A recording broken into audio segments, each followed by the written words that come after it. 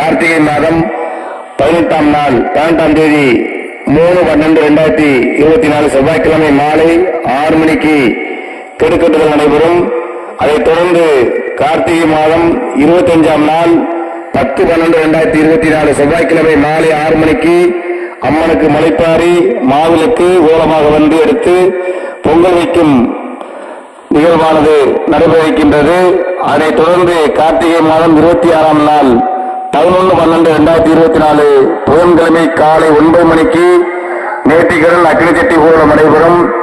மாலை 4 மணிக்கு முளைப்பாரி கிடைத்தல், இரவு 7 மணிக்கு குதிரை எடுப்பு மற்றும் சாமியாட்டம், இரவு 12 மணிக்கு பெருமாள் கோவில் பூஜை, இரவு 1 மணிக்கு ராக்கச்சி அம்மனுக்கு ஆக்கி படைத்தல், அய்யனா சுவாமி பொங்கல் வைக்கு பூஜை செய்தல் நிகழ்வுகள் நடைபெறும்.